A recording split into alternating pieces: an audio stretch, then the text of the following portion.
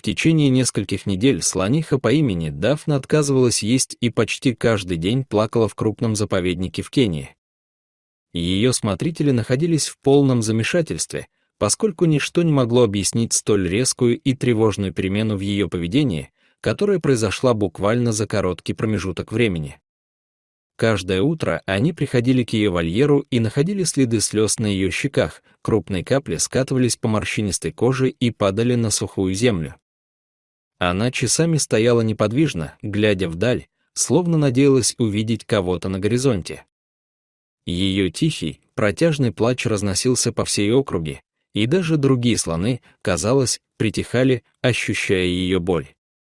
Работники заповедника пытались успокоить ее, приносили любимые лакомства, сочные фрукты и сладкий сахарный тростник, но она лишь отворачивалась, не проявляя ни малейшего интереса. Ее глаза, когда-то сиявшие озорством и любопытством, теперь были тусклыми и безжизненными. Однако спустя некоторое время рейнджеры заповедника заметили, что рядом с Дафной отсутствует ее детеныш, и это открытие начало постепенно прояснять ситуацию. Что же теперь делать с ней? Именно этот вопрос сотрудники задавали себе каждый день на протяжении последних дней, наблюдая, как состояние животного становится все хуже. Слониха Дафна стала апатичной, почти перестала двигаться и проявлять интерес к окружающему миру, и все признаки указывали на то, что ее жизненные силы стремительно угасают. Для работников она была не просто одним из животных, содержащихся в парке, а настоящей гордостью и символом этого места, также любимицей многочисленных посетителей, которые годами наблюдали за ее жизнью. Дафну привезли в заповедник в очень раннем возрасте, и многие гости видели, как она постепенно росла и менялась, превращаясь из испуганного и одинокого детеныша в сильную и величественную слониху.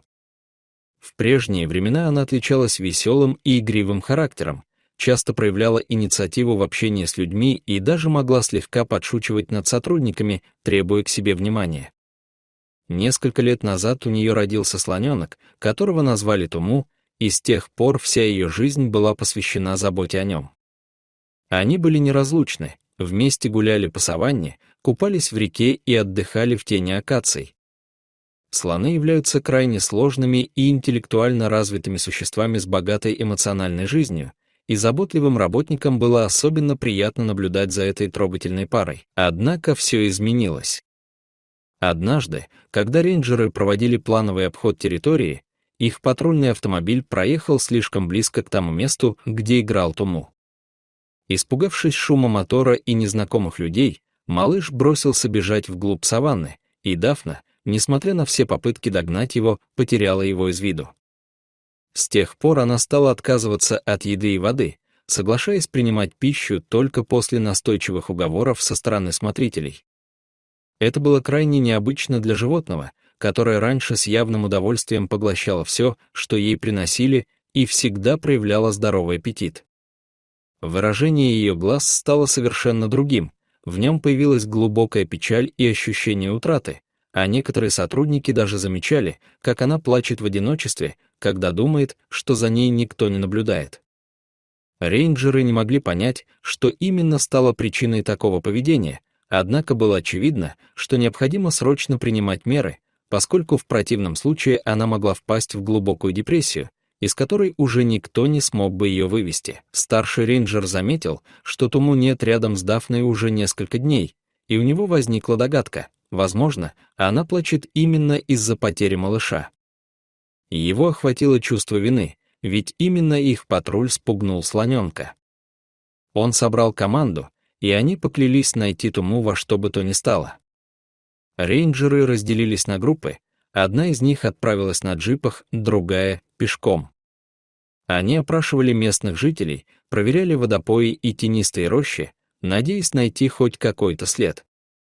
Прошло несколько часов, солнце палило нещадно, и все уже начали терять надежду. Но внезапно один из рейнджеров заметил на горизонте одинокую фигурку, бредущую по выжженной траве. Он был так слаб, что едва держался на ногах, и его огромные уши поникли, а хобот безвольно волочился по земле.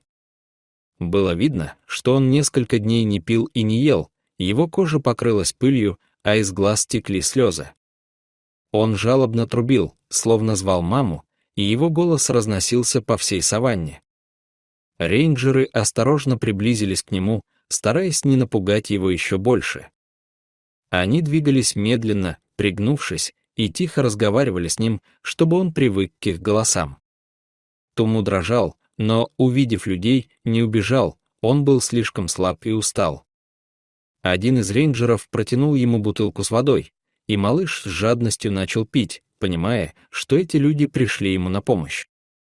Они аккуратно завернули его в мягкое одеяло и погрузили в машину, чтобы доставить обратно к Дафне. Когда машина с Туму подъехала к вольеру, Дафна сразу же навострила уши, услышав знакомый голос.